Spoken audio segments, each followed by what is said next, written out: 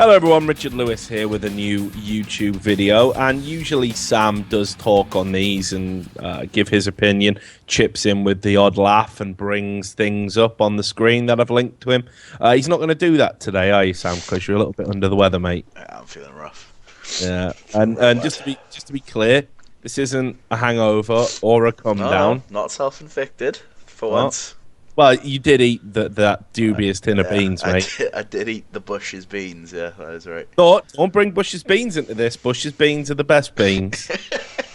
I'm just saying. Right, we're all thinking about those beans, mate. But you've done yourself a mischief, is what you've done. The beans in question. I knew it was going to be bad news as soon as it said it's got bacon in it. I knew it was just too good to be true. No, I've been living on Bush's beans since I got out to America. Living on Bush's beans way back. With my mind on my money and my bean. But anyway, beans on the toast. Yeah, the beans on the toast. Mate. That's straight gangster as fuck, like being a student. Mate. But the bottom line is, don't blame Bush's beans. They make the best beans. Yeah, no, they were tasty going down. They just ruined me once they're And what? How many shits have you had so far? Almost 7. But like the last 3 were just nothing. They're just like, I've got nothing left to give. Like, right, good. Well, I'll be saying a prayer for your ring piece before I go to bed tonight, right? Cheers, but just in the meantime, just sit there. It's a bit of a rant anyway, so you won't have to do much. If you can bring up some pictures that kind of loosely talk about, like connect to what I'm talking about, that'd be great. All right, we'll do it. But you know, that obviously means you'd have to listen and not shivering and shitting into a potty like by the side. Anyway, let's get into it. So I went on Twitter today, big fucking mistake. And sorry, I'm not keeping you up, mate. Let me guess, you were mute. Yeah, of course, mate. All right, yeah, just don't have a yawn in my ear, mate. Thought you would have known production by now, mate. Yeah, but just don't have a yawn. Yeah. Right, not in my opening sentence. Oh, fucking hell. Here he goes. We're never going to get that Bush's Beans endorsement deal either after your intro. I don't want it anymore. They fucked me. Whatever. Stop blaming the beans. Straight rinse me. It's Josh Raven. He's endorsing your food. Like, Munchausen's by proxy or something. Anyway. Rather than him eating it. Yeah, true. Like, that's what happens. If he'd eaten these for you, you wouldn't have been ill. True that. He was taking a bullet for me every time. Every time. Like the king with the food taster, you know. No! But again, this is why we don't do short videos. Because we just have a conversation that we should have had before we recorded the video, or as part of the video. So, anyway, so I went on Twitter today, and big mistake, wish I hadn't, because I was getting told that it was a supposed dark day for esports. And this was because Schalke, the German football club that have a League of Legends team, and NRG, who we all know is the investment group with some celebrities in it like Shaquille O'Neal, they got relegated from LCS. And because they'd invested big, everybody was saying, oh, this is a tragedy. There'll be all these trickle-down effects. This is just bad. It's going to discourage investors from coming into esports. And what we really need to do is franchise. Now, just so you know, if you're European like me and you deal with sports that just isn't franchised, the franchise model basically is, and we're going to talk quite at length about it on this video, the franchise model basically means there's a slot in a league that belongs to a team, and it's you can't be relegated. No matter what happens competitively over the league, you will always have a place in the league.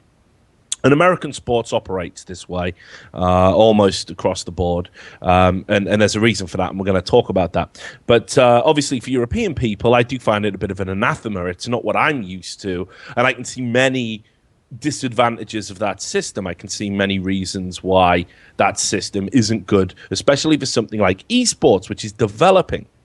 Now, the first thing I want to just say is, let's be absolutely clear why these team owners want franchising. It's got nothing to do with competitive integrity. It's got nothing to do with player protection. It's not even got anything to do with sustainable business, as in esports as a whole being sustainable. It is literally about protecting their bottom line and ensuring they continue to make a profit from esports, because obviously an LCS spot is worth money. Obviously it's desirable. Obviously you can go out and get bigger sponsors, bigger investors if you have one. And that's all it's about. Any potential to lose that is less money in their pockets. So let's just put that out there, right? If they tell you otherwise, they're lying. And I've seen a lot of people trying to tell me otherwise. And unfortunately, my bullshit detector is too fucking good. You're full of it. You are fucking full of it. So I'll also tell you my experiences with LCS owners. Now, I like a lot of these guys, all right? Like, I consider them friends. I go out for drinks and dinner, and we talk. But the truth is the truth. And there is absolutely nothing in any relationship I have where I'm going to say, hey, you're such a great person. Let's just forget the truth. Let's just forget reality. It's ridiculous. So the LCS owners, once we had this established product in the form of League of Legends, and new owners started to come in and get interested, this existing cartel of names that I'm sure you know who I'm talking about, they literally did not want anyone new coming to the table unless they could vet them or make a decision. If they were a threat, they didn't want them there. So I can tell you a story about Chris Badawi. And when he came into the scene, there was a group of LCS owners who I'm not going to name to spare their blushes because this is embarrassing. And they reached out to me and they were telling me how afraid they were of Chris Badawi and what he might do if he was left unchecked. All right. Now, this isn't because Badawi's a fucking genius. We know from his origin story, which, by the way, is like the story of a supervillain, this guy can't even dodge traffic, right? So he's not a genius. He's not like some guy that's going to break the fucking paradigm and create new ways of doing things. He often talked a good game, but that was never going to happen. The whole Renegades thing about player power and all, it was a fucking sham, right? So why were they afraid? Well, again, it's not about Chris Badawi. It was about who Chris Badawi knew. And we know from even, you can check this in Chris Badawi's recent AMA on the League of Legends subreddit, he was in talks with Martin Shkreli. He had brought Martin Shkreli, the well-known entrepreneur and pharmaceutical executive, kind of into the esports space, potentially looking to get a team. Now, Shkreli's personal fortune, according to details at his recent trial, and I'm not going to get into all of that, right? It was said to be in the region of $45 million. And I imagine, actually, it's greater than that.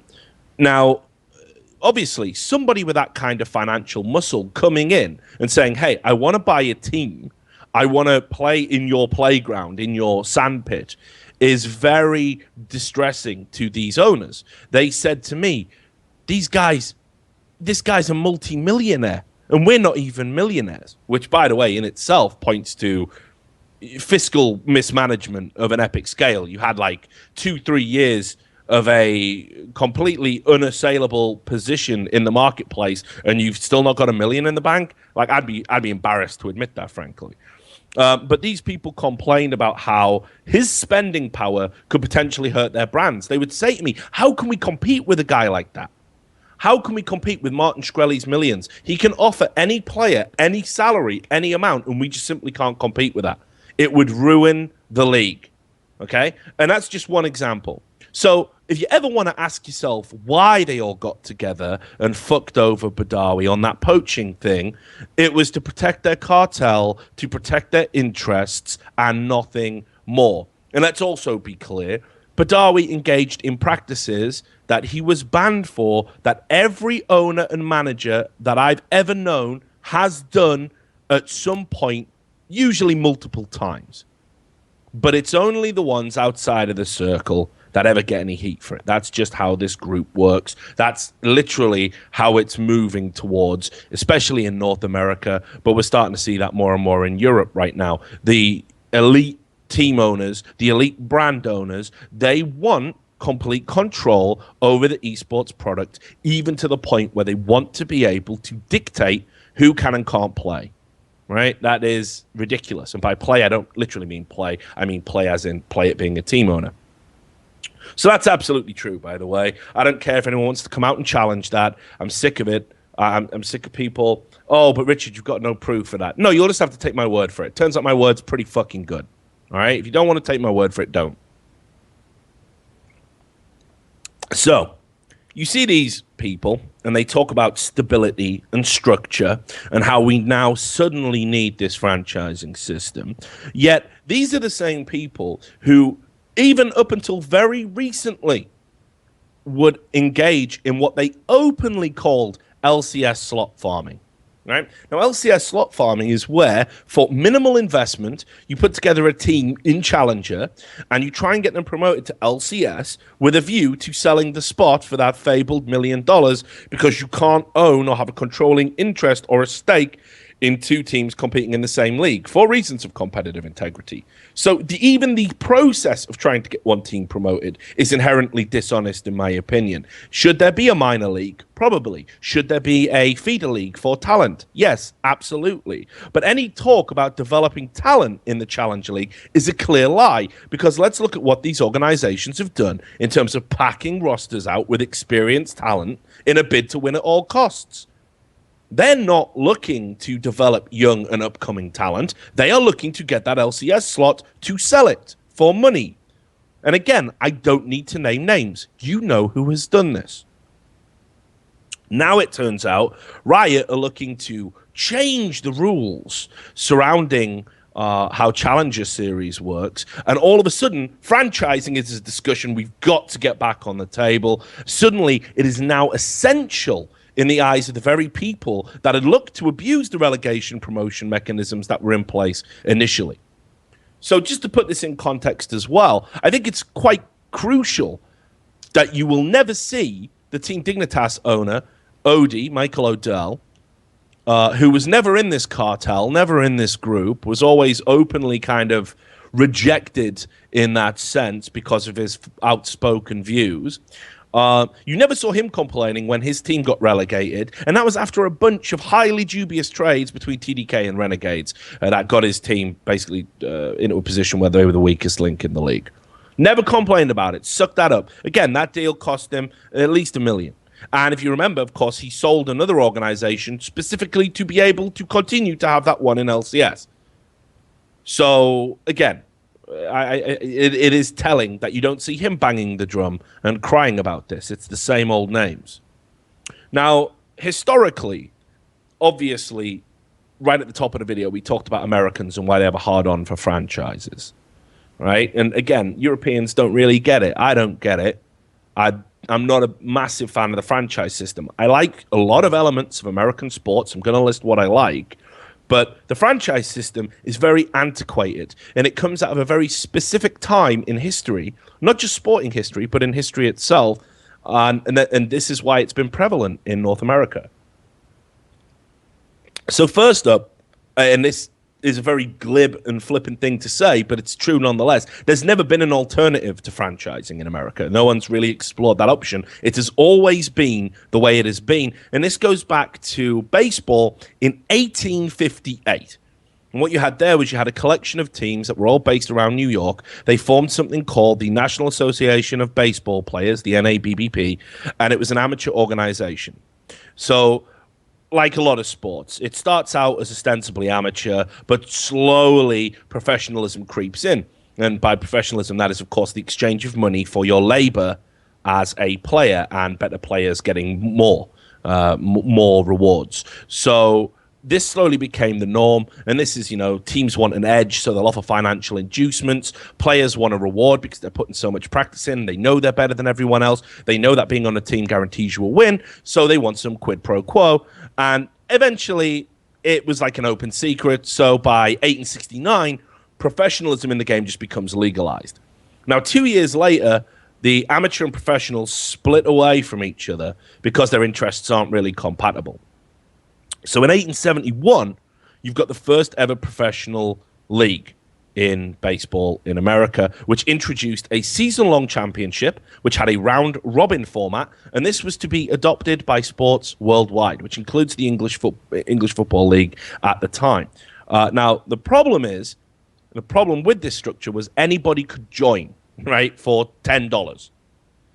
$10 and an agreement that you would travel to all the other teams in the league once a season for the away matches basically meant you could compete in this national league.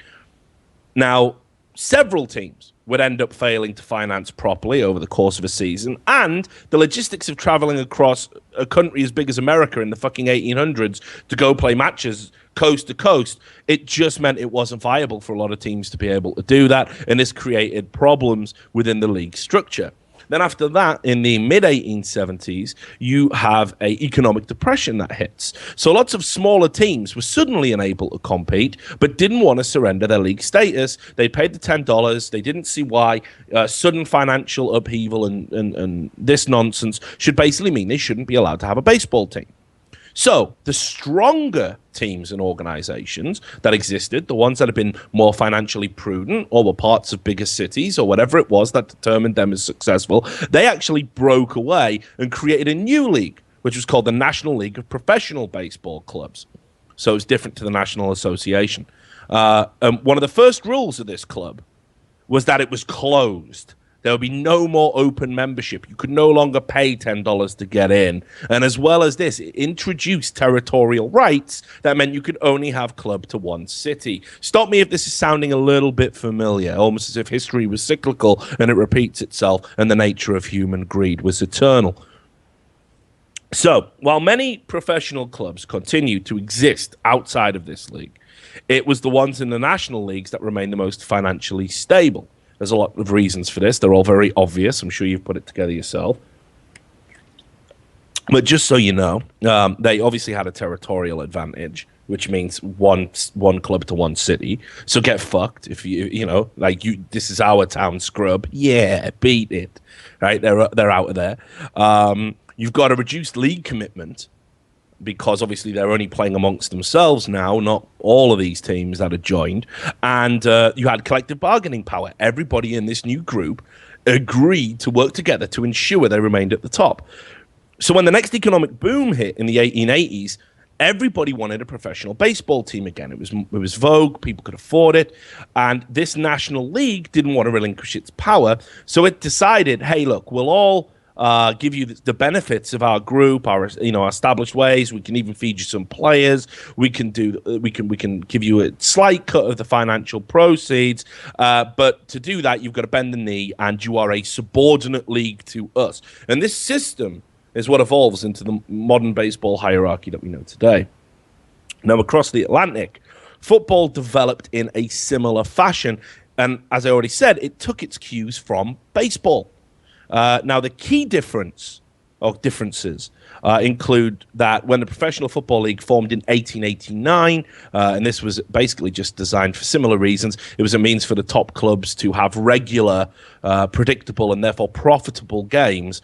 They never cut ties with the amateurs. So think about baseball and what they did and how they got rid of the amateur voice. In the Football League in England, they didn't do that. So, in fact, the amateurs stay as part of the governing body, and their voice influences development. So it's not a leap, in my mind, to say this is one of the reasons why you have promotion and relegations between leagues, because the amateurs want to ensure movement and opportunity for all teams, and by extension, of course, amateur players. There has to be this opportunity for upward mobility. Now, in the absence of an amateur voice in baseball, perhaps that got droned out, that got lost in the noise. So, also, what happened as a key difference in England with the football was that there was two prospective governing bodies, and they merged to form the Football Association, the FA.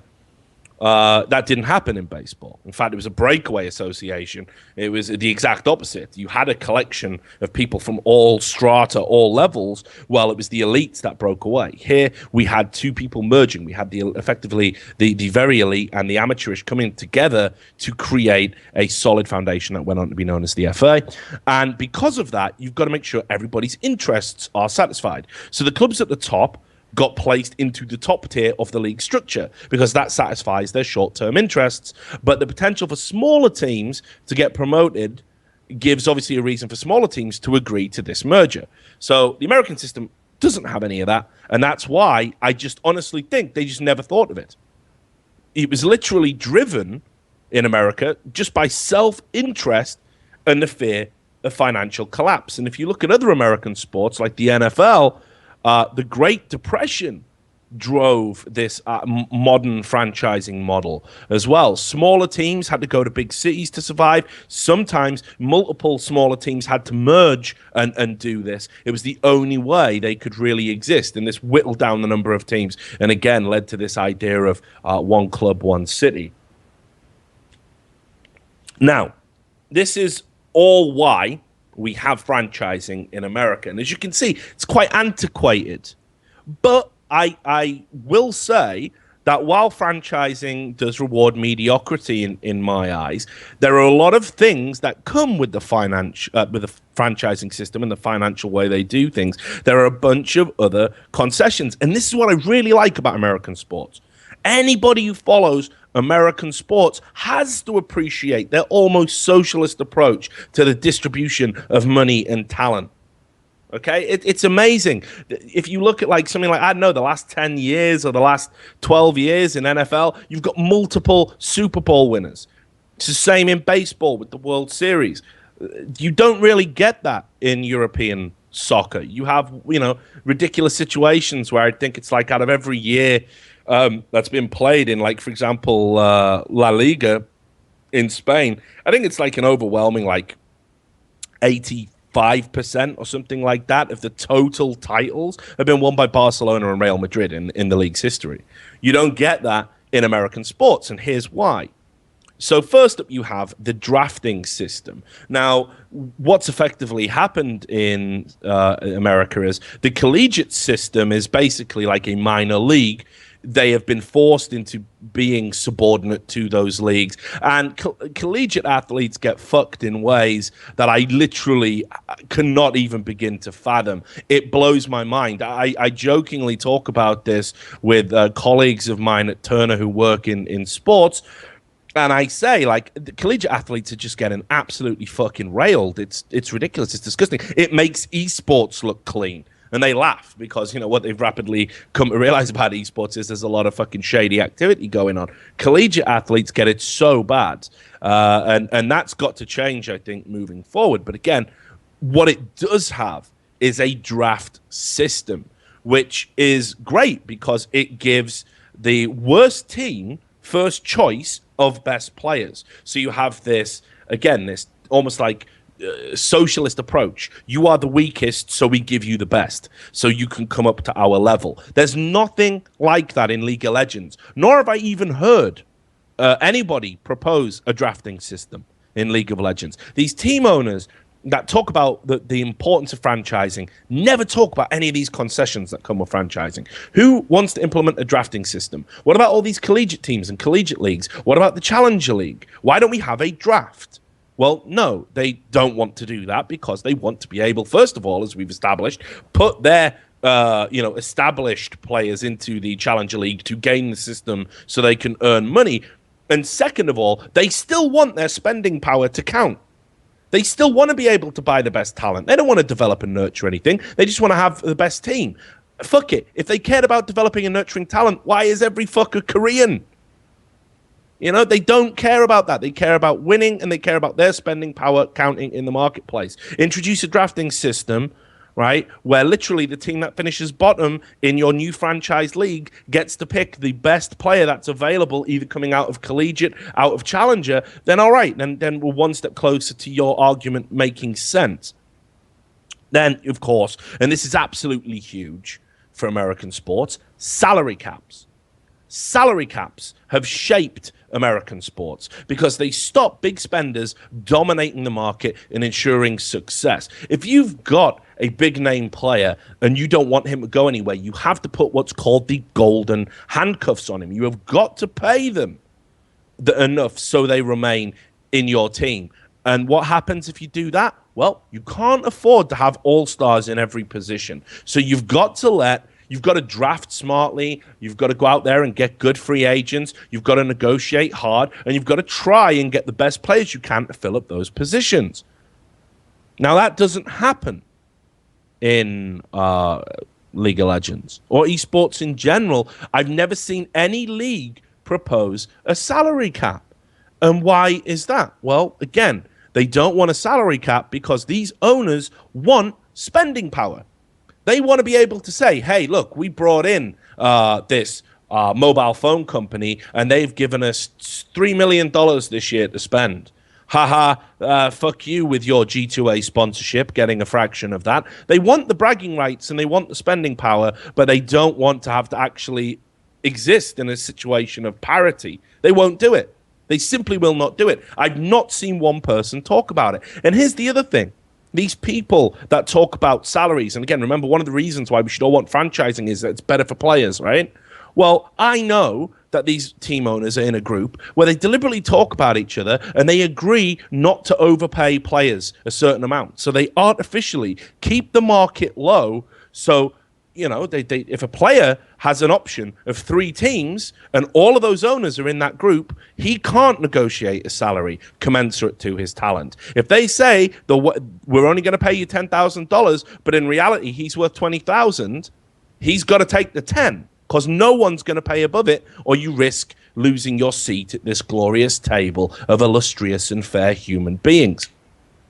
So again, it's ridiculous. You want to be at the table with the big boys, that's what they do. They actually don't put a salary cap that would improve the league and increase fairness for smaller organizations. What they do is they create an artificial salary cap that just allows them to make bigger profits and drives what a talented player can command in the marketplace down. So here's the other thing. We talked about territorial rights, how this is essential and important to the American franchise model, this idea of one team, one city. Obviously, there's a few exceptions. There's a long-standing debate in American sports about should we have local rivalries? Does that not dilute a fan base, or does that actually drive a fan base up because of the rivalry? Well, a lot of the time it's moot that you don't have that debate because you have one team in a sport per city. And it's intercity rivalry, basically, that we're kind of driving in sports, regional, territorial rivalry. Now, again, this is so anchored to the franchise system and why it has to exist the way it exists. Can you imagine a territorial rights system in esports? Something that exists completely online. It would just be absurd, even with something like LCS. And I've not seen anyone fight for that either. I've not seen anyone propose that. I've seen a few organizations throw like a city name in their branding, but I haven't seen anybody come out and say, well, actually, we want a franchise model and we should all have territorial rights. Now, all of these League of Legends teams are based in San Francisco. So is anyone up for a system where 80% of them have got to get out of town and find a new city? And you've got to shoulder all the extra financial burden for travel and accommodation to ensure that you can still compete and meet your LCS obligations? I don't think so. I don't think anyone is interested in doing that, actually.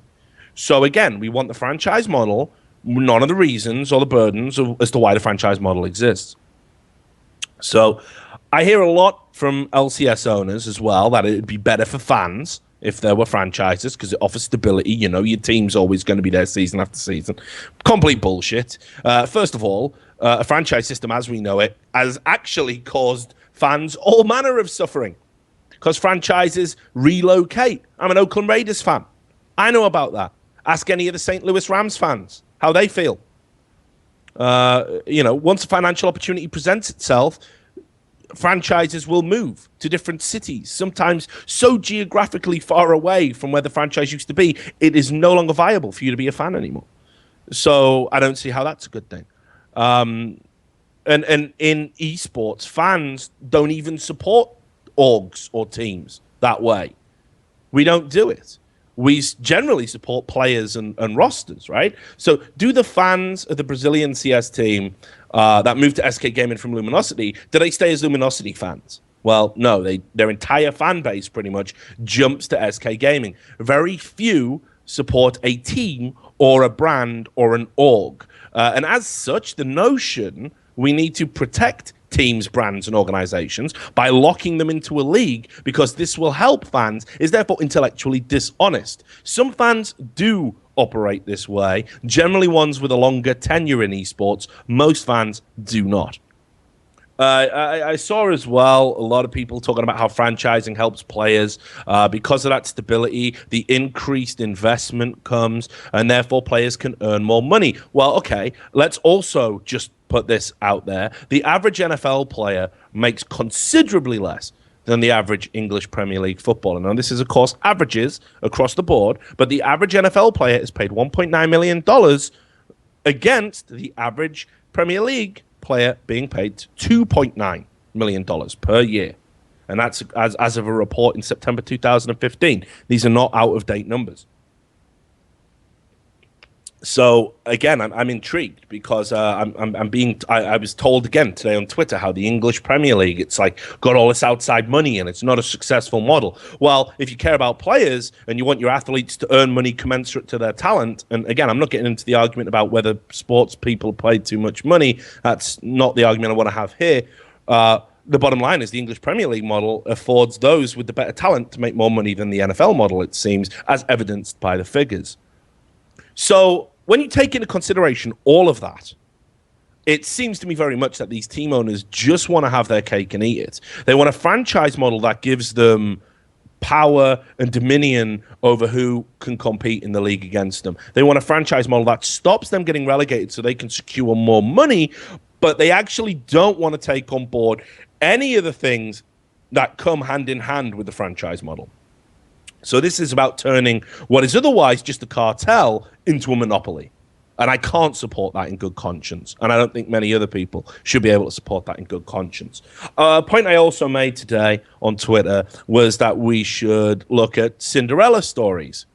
A franchise model would stop a story like Leicester City. And again, if you don't follow football, this is a team that was battling against relegation in the Premier League after being promoted just a few years ago. It had non-league footballers in their ranks, people that had not played professionally before. They just won the English Premier League championship last year. It is one of the great stories in sports history. It's ridiculous. It is amazing. They beat the likes of Man City, owned by Emirati billionaires. They beat Chelsea, owned by Russian oligarchs. They beat Arsenal, also owned by huge conglomerates, including Russian oligarchs. They beat Man United, owned by the Glazers. All right? This is a phenomenal story. And with a franchise model, it's not possible. Leicester aren't even allowed in the league in the first place. They would never have been part of it. Or rather, if the franchising came in when they happened to be part of it, then it actually diminishes their achievement, because ultimately there's a group of people that aren't really playing for anything except that we just play out the season. We can't win the league anymore. The good thing about relegation is that it lights a fire under the people who are in the bottom end of the table. It's a terrifying prospect because it can financially collapse your organization. No player wants to play in Division 1 if they believe that they're a Premier League footballer. It's a very good motivational tool. It leads to better football or soccer. Also, for esports, a franchise model would stop bedroom organizations ever becoming more than that.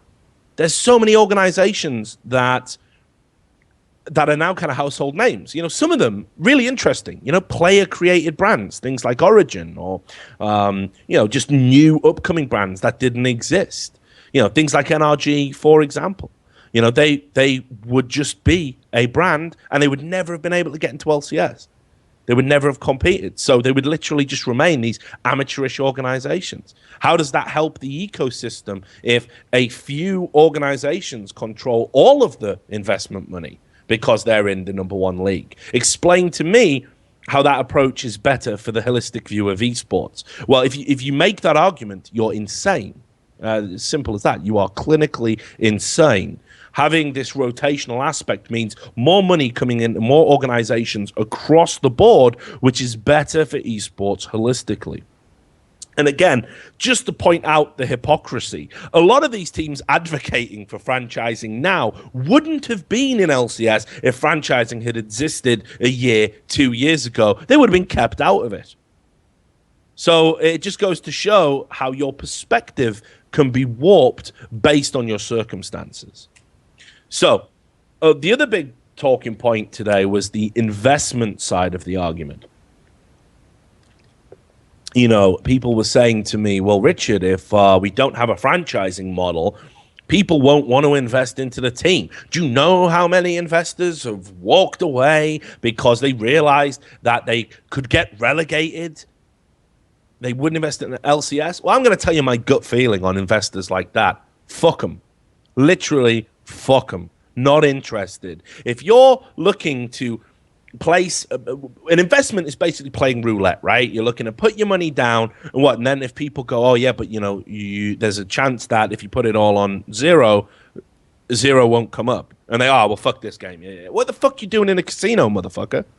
There's no such thing as a sure thing. Sure, mitigate risk. You mitigate risk by educating yourself on the market. You don't change the way the market works to suit your investment. That is absurd. So fuck them. If you do not want to invest in esports, don't do it. No one is twisting your arm. You're not here to do esports a favor. You're here for a return of investment. So stop fucking lying. What you're lying for? Esports has a demographic people want to advertise to. And I always tell people who want to put money into esports, do it today, because it's the cheapest you will ever get it. Tomorrow, it will be more expensive, because it's no longer a fad. It's woven into the fabric of internet culture. It's increasingly becoming part of the mainstream. And if you don't want to take a risk, then you absolutely 100% miss out. That's just how it is. And I'm not going to fucking handhold you through it and tell you there's no risks. All investments are risks. You've got the money. You should know that. But with just a little bit of nous and a little bit of education, you can minimize those risks. You can actually help something grow. You can get in on this bottom floor or mezzanine that we're up to now. So when we're talking about investment and how investors don't want to come in, it's very good, isn't it, that we talk about that? What we don't talk about is the number of times investors have come in, and these organizations now crying and demanding a franchise model. These organizations don't talk about how they've already had millions of dollars of venture capital or investment money or sponsor money. They don't talk about that. And they don't talk about how they fucked it up with poor management of resources and serial ineptitude. Do you know how many times that's happened? It's a fucking lot. Let me tell you about these organizations and how they operate. They hire kids to cut corners because they don't want salaried professionals. They want enthusiastic kids that will work for fucking peanuts, right? They want to keep their costs down. They take their players and they treat them like hired labor and not professional athletes. They say things like, hey, it's your job. You should practice for 8 hours a day, despite scientific studies that tells them this is not beneficial. They put into their contracts that on top of your practicing hours, you have to stream to promote your brands. I saw a contract, and we are going to do a video on this. I saw a contract the other day where they demanded something like 80% of all your streaming revenue, which is your individual brand. That's how these organizations think. That's how they treat their athletes. Then they wonder why they get burned out. Then they wonder why they don't feel any loyalty to the badge. Because you treat them like shit. But we don't want to talk about that, do we? Let's not talk about that. Let's not talk about how we're culpable. Let's just talk about what a shame. Hey, if we get relegated due to our own fucking stupidity, our own mismanagement, right, by not making ourselves optimally in a position to succeed, well, there should be some safety net to stop our failure and ineptitude. Well, fuck you. I do not support that. On top of that, right, they don't even recruit smart. Right? It's either nepotism, jobs for the boys, you know what I mean? Like, oh, I know him. I had him in a previous organization. I'll bring him into this new organization. Doesn't matter that the fucker's absolutely ready for the knackers yard. Hasn't been able to play properly for 2 fucking years. Bring him in. He's a good lad. He's a good lad. So you've got that, right? You've got that cronyism going on. And then on top of that, you've got people who think about social media reach over skills on the server. Well, as long as that is your recruitment policy, mate, you deserve to get relegated, don't you? Because you're not thinking about results. You're thinking about, how can I get another sponsor, yeah? And remember, every time they bring in a new sponsor, that player with that social media reach, is it reflected in his salary? No. Does he get a percentage? No. They use the media reach of the players to get sponsors. And where does it go? Operational costs, managers' salaries. Who fucking knows? It don't go to players, though. Very rarely. So I don't see how you can recruit that way and then cry about getting relegated. I don't see how you can make your own job harder by not understanding how an organization works and then expect everyone else to fall in line, to make your job easier, to reward your failure. Even if they did that, even if we adopted a franchise system, it's not going to fix your underlying problems. You're still going to lose games. Your athletes are still going to burn out and want to get away. You got to take some responsibility in the marketplace for your shitty product. That's how it works. Now, just to end on a fucking positive, because everyone's doom and gloom and talking about the horrors, it's a dark day, fucking woe is me. Some people who've been in esports for 5 minutes got relegated from a league that's been in esports for 10 minutes. Oh my God, esports is dead, everyone. These are all newcomers. You don't get to tell me when esports is fucking dead. I'll tell you. I've been here longer. I understand the business. I understand the industry. I've seen the fads come and go. I know when something is irreparably fucked. I've lived through the bubbles. You guys got here when it was profitable. Your opinion does not carry as much weight as somebody like me. That's a fact. You want to listen to people like Thorin. You know, you want to listen to people at ESL, people like Carmack. You know? Might not like the dude, might not agree with everything he says. His opinion carries weight. Guys like James Lampkin. These are people that understand the industry. These are the people we should be taking our cues from. Not some fucking owner who got a bunch of venture capital and then comes into esports and goes, right, I can make a bunch of fucking money now. Yeah. Can I? Oh, what the fuck? Wait a minute. It's hard. It's difficult. I got to work at it. This is bullshit. Let's change it. Doesn't work like that, I'm afraid. You don't get to do that. So, just in case anybody believes that line of bullshit, right? Here's why people will continue to invest in esports with or without a franchise model. Our demographic is affluent and has disposable income. That is a fact. It's why people want to market to us. It's why it's been a growth industry. It's why profits go up. And it's the same in sports, by the way. Even as viewerships have gone down, profits in sports have gone up because of larger endorsement deals, larger TV revenue share deals, which, by the way, probably should have mentioned that earlier, but didn't really plan this video. The TV revenue deals in sports, think about how that's distributed in something like the Premier League, right? Like, again, what people don't talk about in the Premier League, which doesn't have a franchising model, is that the TV revenue is divided by all of the teams. And obviously, the more games you have, you get a slightly higher percentage. But even the shittier teams that people don't really want to watch play, right, they still have X amount of games on TV per year and therefore get X amount of the TV revenue, which is the bulk of the money.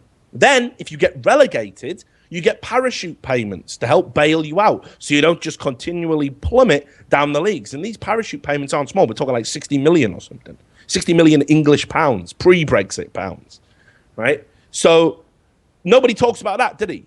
Oh, the franchise model, look at the English Premier League. It's such a fuck up. We've actually taken steps. We've even got European financial fair play rules brought in, which aren't as robust as a salary cap, and they are mostly toothless, but they're there. So this is why TV revenue is so high, because our demographic is affluent and has disposable income. Sports in general, and therefore esports, strike an emotional chord with its audience, which means that we have a sense of loyalty and obligation to our favorite player, our favorite team. And that spills over into, we have to see the games. We have to see the games. We have to see the content. We have to read the articles. We have to watch the documentaries, and this leads to pay-per-view opportunities and monetized content becoming a reality. So pay-per-view is coming, by the way. The next big battle in esports is going to be broadcasting rights, and we're going to see pay-per-view. I've been saying this for about, this is the year it happens. I think we end the year with somebody legitimately trying it out. Right now, we're trying to find out what we can and can't do, who owns what, but then after that, boom, we are going to get pay-per-view again. We already tried it, but don't know if people remember, MLG got crucified for it. Ultimately, and I hate to break this to you esports fans, we get too much for free. I know, it's hard to believe, right? Richard, I thought you were one of us. Listen, you guys do get too much content for free. Someone's got to give. Someone's going to have to pony up the money. I never thought I'd say it. I was against the Premier League when it was founded in 1992. Right? I was against the Murdochs having a monopoly on televised games and having pay-per-view. But we can't have all that TV revenue money I'm talking about without pay-per-view, really. It's coming to esports. Let's just hope it's done right and it's done in an affordable way, in a way that we can all enjoy. Fourth, Traditional media is dying, especially among that key 14 to 30-year-old demographic. So how are we going to sell our ads? How are we going to sell our ads? Esports, we love it. We know it's a sport. We know it's a game. We care about it.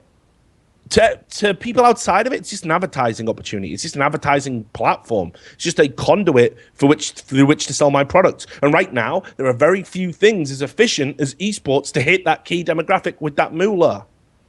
So that's why they're going to keep investing in it. 5, there's a barrier to entry for competition. Nothing can come along and oust LCS. Riot, the developer, control it. You know how, like, there's been rival leagues that try to come out, the NFL, the fucking XFL, Vince McMahon tried it, everyone's had a go, right? Like, fuck it, it didn't work. Nobody can do that. Right now, Riot dictate who can and can't even run tournaments for their game. So how can a rival league come along? It can't. It physically cannot happen. It's their intellectual property. That's something, again, nobody talks about this. So there is no chance of a new league coming up. So franchising is largely redundant. You exist within the Riot sphere of influence. League of Legends has got X amount of people who are going to view it. So fuck it. People will invest. 6, repeat business potential.